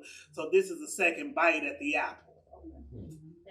Now, SB 221, even if it does not pass pay attention to that bill, look it up. It's a 23-page bill at this point. Even if you don't pass that bill in its entirety, pay attention to the subsections of that bill, because those subsections can then be pulled out and added to other bills so that you can say that, no, we didn't pass election legislation, but we added as an amendment to another bill. A good case in point of this is, in last year, in the 2022 legislative session, there was a bill to which myself and other members of different elections office came down to the legislature and testified before their House subcommittee of because the state legislature wanted to introduce the GBI into the elections process with investigating elections related cases. Now, myself and other elections directors felt that this was not a needed act because the state already has state investigators and mechanisms to investigate election-related offenses. Most election-related offenses, we're talking about administrative errors. We're talking about somebody that forgets to sign, somebody that improperly handles a form. These are things that there were mechanisms in place to deal with. But the state wanted to basically create their own election police force. We've seen in other states how these election police forces are being weaponized and used against voters. Georgia in this particular incident scrapped the bill that they were going to add that piece of legislation, and they added that piece of legislation to a bill that I believe was on sexual offense that had nothing to do with Title II. Title II is the code section that applies directly to elections. So in the middle of another bill, they gutted part of the language, added this piece that introduced the GBI having the ability to, of their own volition, without being asked by any elections office, including the Secretary of State's office, to investigate an elections offense. It allowed the GBI to basically go in themselves without any pre-clearance or any actual perceived crime being committed and start an investigation on individuals. They couldn't get it passed through the front door, so they brought it in through the back door. Yes. What can we as voters do? What power do we have when they're making these undercover decisions? Every member of every legislative body is elected by people. You have your vote, and then once your vote is done, you have your voice. Too many times we get situations where people will make the statement, they're in power, so we can't do anything. But you can call out these misdeeds, you can bring attention to it, you can organize, you can tell your friends and family we're either supporting something or someone that is passing legislation that we agree with, or we're not supporting them. It requires a collective effort. That idea of we the people is not just the individual, it's you having these discussions with your family and friends. It's you saying, hey, you need to ride to the poll on this day. I know early voting is going on. Let's go down here and let's vote. This requires you paying attention to when this legislation is passed. Like I say, you don't physically have to come down to their office. That website I gave you allows you to view the legislation, view their subcommittee hearings. You can also send in your opinions of what they're discussing doing these bills as well. So it's basically an involvement in our process or in our self-governance that is more than just casting a ballot. It's paying attention after that ballot is cast. It's holding those individuals responsible after they're in office too, paying attention to what it is that they're doing or not doing after they're elected as well. One more question and then we gotta move on. Okay. Director Kidd. Yes. Are we having to buy these new machines? We just had bought the Dominion. I understand that there's some new gas or something like that they're new machines. The only proposed new additions is a couple pieces. The old election system that we just purchased had what is called a universal power source to it. That universal power source is 60 to 80 pounds. Previously, before they removed it with one member of the legislature, they were replacing those components. There are components of the current election system that should not have been part of it, that it should have been adequately evaluated prior to purchase, but they didn't do that. So the legislature had funding in the legislation to replace some components of our election system. They've currently removed all election funding out of this budget. to either replace equipment that needed to be replaced or to do expansions of elections equipment that needs to be expanded. The state has what I call, we get state election board, I call them edicts. They're rules and regulations that that an elections office has to follow, but it's not actually passed by the legislature. The state election board can adopt rules on its own and send them to their offices. There are expansions to the system, such as the electronic poll book and different things. The electronic poll books, when you go to vote, that's how they look up your names. There's an expansion of that piece that's going to require additional equipment. That expansion of additional equipment was funded in the current legislative session.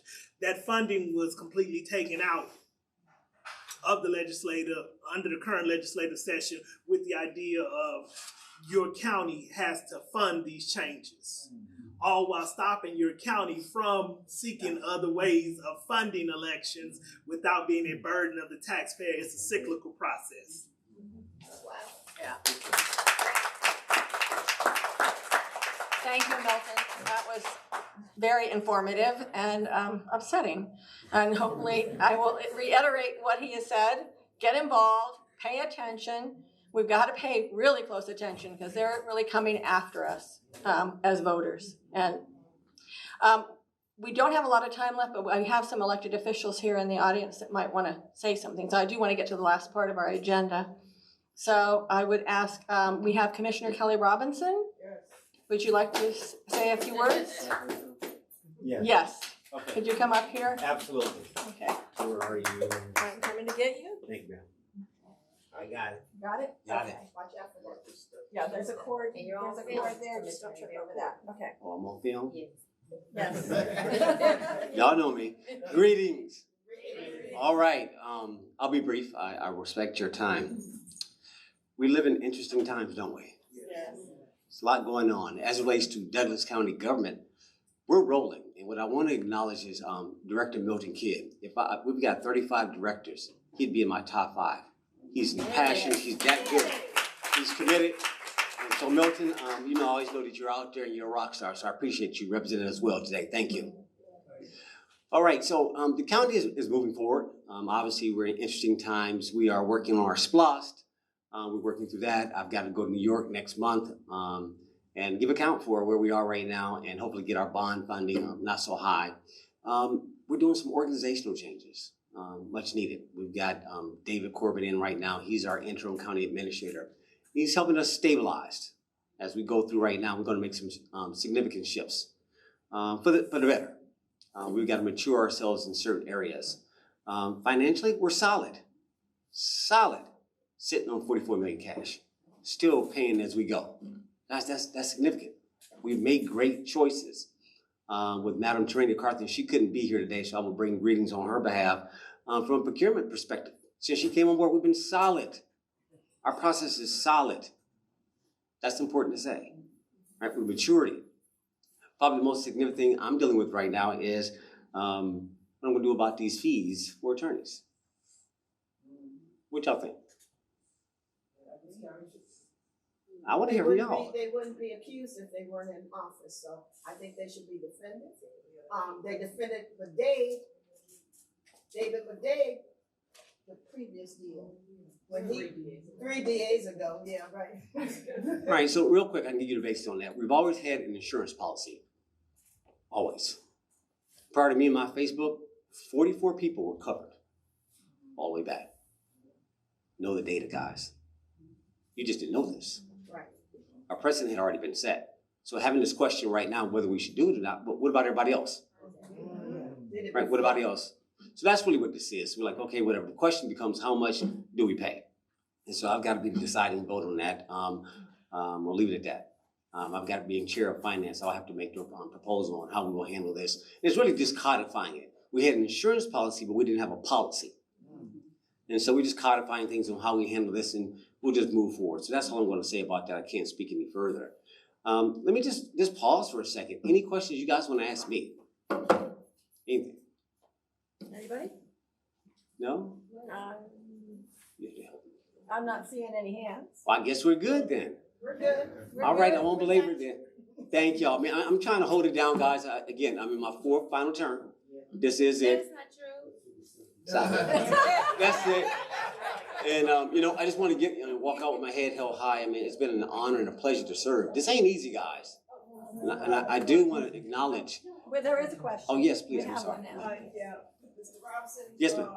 I have seen, this is Vicky Medina. Yes, ma'am. I have seen the bus stops with the new route signs attached. Yes.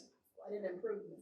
Yes. Now I gotta see some passengers being picked up. Absolutely. I mean, our bus system is growing. We're coming back beyond COVID time. And so we're doing fine, guys. We just got to get beyond the COVID terms, but we're doing fine. But one thing I do want to acknowledge that there is, even at the local level, there is some concerted efforts to make phone calls in the targeting. I was listening to you guys and I'm like, yeah, it is. I mean, how do you make a phone call and call the GBI to look into stuff without, I'm gonna use me for example, to look at expenses. It didn't rise to the level of anything being looked at, but you know, really? You can just make a phone call? You can make a phone call to the media? Really? When stuff happens, guys, that the media gets within 35 minutes of it happening. That concerns me. Because it's targeted, it's unfair. I mean, politics have gotten so far, it's violent. It's very violent. And that's the thing, like, okay now.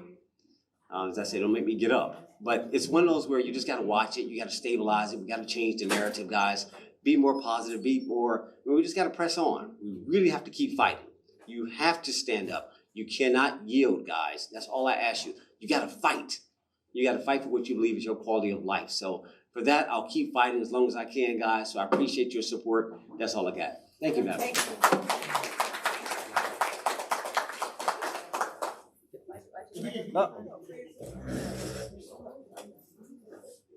Thank you. Thank you. I just want you to know we've got your back. We're with you. Madam DA, would you like to say a few words? Famous last words. Dalia, Racine. Good morning, Dalia Racine, District Attorney here in Douglas County. I promise I didn't ask Director Kidd to preface what I was about to say, but I do have a specific ask. I would love to come back to give you a more thorough details of what we are doing in your DA's office here in Douglas County.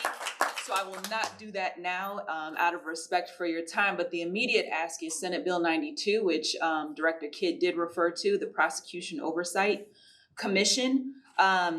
This is a commission that has been proposed that reviews complaints about district attorneys.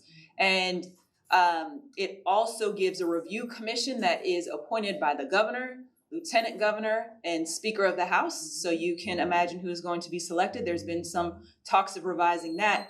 The other piece is standing. You do not have to live in the district jurisdiction where your DA serves. You can make a complaint from anywhere in the state, anywhere in the nation. At which point you will have to be put in front of the committee and they have the authority to recommend that you be removed from office. So we, just as a quick overview, number one, DA is already subject to review by, we have our own ethical code we must abide by, which we can be removed if we do not abide by those ethical codes. And as attorneys, we have our own state bar, where we can also be removed if we do things that are in violation of our responsibilities of an attorney. So we have oversight. The other piece is the cost. Currently, there is the Judicial Qualifications Commission that operates in reviewing over 2,000 judges across the state of Georgia. And the reason that they are in place, you might say, well, the judges have one, why not the DAs? Because even here in Douglas County, some of our judges don't have a bar license.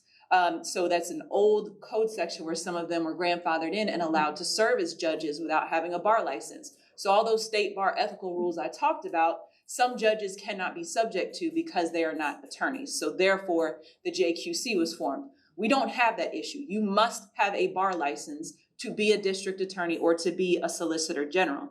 The current cost average budget for the JQC is about $1.5 million per year for over 2,000 judges that are overseen. This commission that they propose would probably have a similar budget, and there's only 120 of us. And so that averages out to about $1,200 per person to babysit us in what we are doing when there are other provisions. Drill that down a little further. Really, this is about DAs. There's about 50 of us. So that drills down to about $30,000 per person. Let's drill it down a little bit more because it's really about 14 of us that they're looking at. And that's over $107,000 per person for them to monitor what we are doing. Ultimately, to piggyback on what Director Kidd was saying, what this ultimately is about is voter suppression.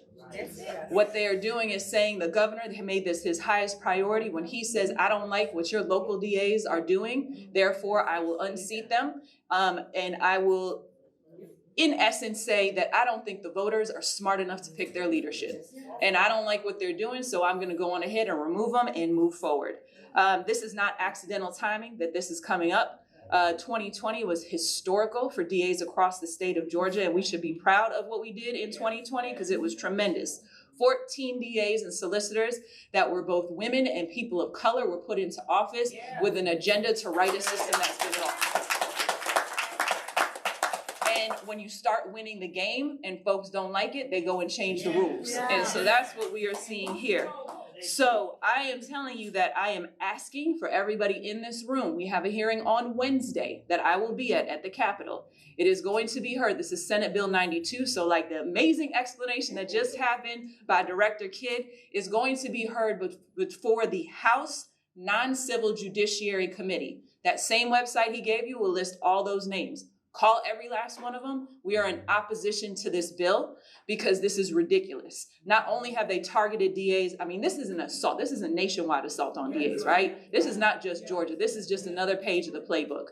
And so what they're doing is not only they're trying to move a recall. Y'all know that we can recall elected individuals because the voters have that authority. If you put somebody in office and they're not doing their job, you have the ability to have a recall vote and say, hey, we want somebody different. Every other elected position in the state of Georgia is about a 30% recall vote. Y'all want to guess what they want to move the DA's recall to? 2%. Wow. 2% to be able to do a recall. Only DAs. Only DAs. And I want you to rest assured your DA is on that list. Your DA is on that list. So this is important because you all put me in this seat. You all put me here to serve you, not to serve South Georgia, not to serve North Georgia, not to serve any other jurisdiction than right here in Douglas County. And you all have the authority to say, and should have the authority to say, if I am allowed to stay to do my job, or if you are dissatisfied and you want somebody else in it. Nobody else has the right to do that. And so that is exactly what this bill is doing. So please reach out, contact, again, it is the House Non-Civil Judicial Committee. Non-Civil Judicial Committee of the House. They will be hearing Senate Bill 92. Senate Bill 92, which we are opposing. I will be there on Wednesday, and hopefully next meeting I will come back with great news that it has been shut down. But again, this is the governor's priority, the AG's priority, who interestingly is not included in this bill. So go figure. But nonetheless, that is what I wanted to say. Also, just to keep you up to date on what's happening in our office before I come back to give the more thorough recap, follow us. We're on pretty much every social media platform at Douglas County DA. At Douglas County DA. If you just put that in your search bar on any of your social medias, our account should pop up. Please follow us and can't wait to see you again. Thank y'all so much for everything. We will send out that information to everyone, and I will also, what I will do to expedite it for you is we will put down the names of all of the people that are on that committee and their contact information, okay? And we're all going to get our voices heard because this is travesty. This is horrible what's happening. I'm just appalled that they're trying to do this. Michelle, did you want to say a few words? Okay, and then Alex. Good afternoon, everyone. I'm Michelle Simmons. I am a board member for the Douglas County School System. We just had a meeting this past Monday. Our next meeting is March 20th. This past meeting was our work session. During our work session, we had a couple of presentations. The first one was our balanced scorecard, which basically deals with 4 sections. We talked about teaching and learning, stakeholder engagement, culture and climate, as well as resources. During this time, we get an update on how we're doing as a school system in regards to those 4 categories. We also had a presentation in regards to our teaching and learning department. And basically, a report was presented to us from our Georgia Milestones STAR report. And what it did, it showed us our growth or where we did not grow from August to mid-year. So that's the data that we looked at this past Monday. The DCS trends, now this is an overview. So when it comes to data, you need to know what we're talking about. The overview may say one thing, but you have to get kind of into the nuances of it in regards to elementary, middle, and high school to really see what's going on. So the report was presented. We have areas of opportunity. We have areas of opportunity from elementary, middle, and high school. Are we addressing them? Yes. When I looked on the agenda, just the way that the community would access it, I didn't see this information on there. The information, from my perspective, should be on there. You all should be able to see it. I'm going to address that and find out why it's not. Because I told someone the day of the meeting, hey, and we actually reviewed it. So I meet with people, and I met with someone in particular and went over the data prior to the meeting and got questions. Hey, what questions do you want me to ask? And that's what I do. And anyone that wants to partner with me and just kind of sit, we did it via Zoom, and we had those conversations. You all are welcome to do it. Just let me know. And we discussed it. So I'm going to talk and have a conversation in regards to that. We also focused on the way we're going to address our deficits, because we definitely had them. Our baseline for our data was from the data from COVID, the ending of COVID last year. That's our baseline, and we're moving forward. So we're starting out really low. And overall, we had gains. But we have a ton of opportunity with our economically disadvantaged students. A lot of our schools, the demographics are transitioning with the gentrification coming from Atlanta. And a lot of that we're seeing in regards to the violence and things like that as well. And so our school system is addressing the whole child with that. But as a system, our plan to address the deficits are through instructional leadership, teacher supports, and non-negotiables for teaching and learning. And in addition, not a but in addition to, we want to celebrate the good things that's happening. In regards to our school system, all Douglas County school system high schools receive the AP Honors School Recognition, so we celebrate that. We're thankful that the members of Kappa Alpha Psi, they paid off a lunch debt for 22 Douglas County school system schools. Thank you to Kappa Alpha Psi. We have a couple of the members here actually in our audience. Thank y'all so much. We have Social Workers Week, March 5th through the 11th. And one more we have. We have 23 Douglas County School System high school students which have been named semifinalists for the 2023 Governor's Honors Program. So we want to salute them as well. Does anyone have any quick questions? Superintendent's ball? Oh, the superintendent's ball. You know I don't know the date for that, right? Thank you so much. It's March 18th. What'd you say? It's in my phone. Well, no, we've been having balls for the last few years. We just didn't have it during COVID. You haven't been on a ball? Listen, I might not be there, but the balls are awesome. So if you all don't have any questions, thank you all so much. Have a great day. All right. Well, we live in a great county, don't we? I'm really proud of this county, and we've got to stop them from trying to do horrible things to us just because they're jealous that we have such a great county. Okay. My status.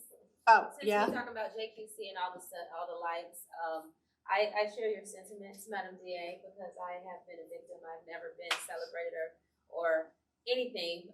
My first complaint I got before I even swore into office. But thank God, my first hearing is this coming up Friday with the JQC. I have 50 claims and charges against me. I am happy to finally get an opportunity to prove that those claims and charges are BS, if you will.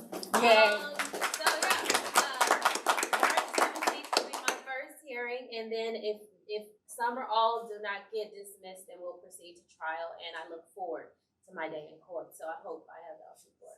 Well, we look forward to all of them being Thank dismissed. you. Yes, absolutely. Okay. May I say something? Ingrid, she read a letter from Dave Fedak. Got it right here. With the Board of Commissioners, and it's online.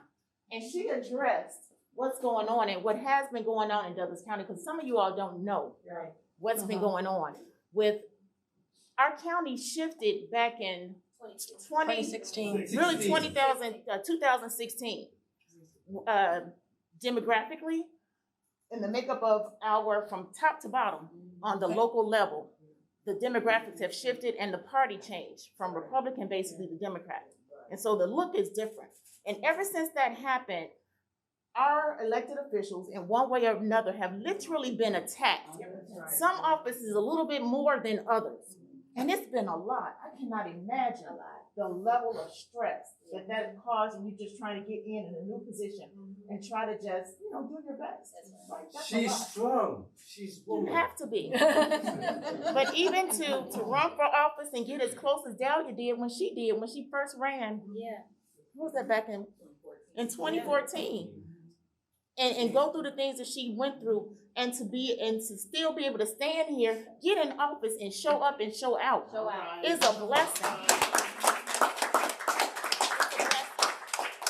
But we're thankful to even hear Milton, to go through all the stuff he goes through and all the stuff, the mean and nasty things that people say, and still stand flat-footed and advocate on behalf of the citizens and us in this county. It's a blessing. Come on. And just to say thank you to the Douglas County Democratic Party and all of the citizens here who support all of the elected officials.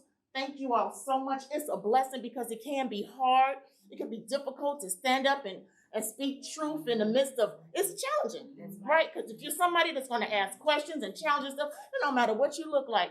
Because folks can look just like you and still be like, and don't want to hear it. That's right. So thank you all for your support and for your encouragement, and continue to encourage the elected officials because it does get difficult. Thank you all so much.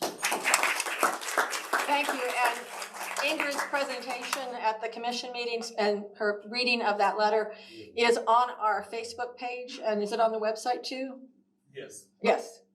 It is. Okay, it is. All right, so you can go over and read it. It was very, very moving. Yeah. And it said it all. So we appreciate Ingrid for reading it and Dave for writing it. Dave wrote it. Yes. And the choir sung. And the choir song. Okay. All right, Rodney, one more thing, and then we're gonna. I just want everybody to know, all the elected officials, please know that we are aggressive. We are not sitting back. Come on, Rodney. We are meeting. I mean, we meet so much, our life is just gone. We're not going to allow it to happen. I promise you that. This Democratic Party going to show all 159 counties the teeth that we have. Okay? Yes. So we're ready. We're ready. We are. Okay, Frank, one last thing. I just want to make an announcement. On this afternoon at 6 o'clock, the Panelist Council for Douglas County and Douglasville sponsored a candlelight visual right down at the little square down by City Hall. And I would invite everyone out if you'd like to come out for peace. And I think we need this right now. Thank you, Frank. Yeah, we had that announcement at the beginning too, so if you didn't get it. Yeah, we got it. Yeah. There's a candlelight vigil tonight at 5:30 at the McNeil Plaza. So please go out and be there. Thank you all for coming. Next month we meet on April 8th. Please be here. The plan right now is I'm inviting people to talk about attainable housing. So, and plus we will have Representative Kimberly Alexander is going to come back and give us the digest of what happened in the legislature. She was here last month and gave us the prelim, and next month it will be the, I don't know, hopefully it's good news. That's all I can tell you. So thank you all for being here, and please come back out next month. And in the meantime, we got a lot of work to do. Stand up and keep going. Okay.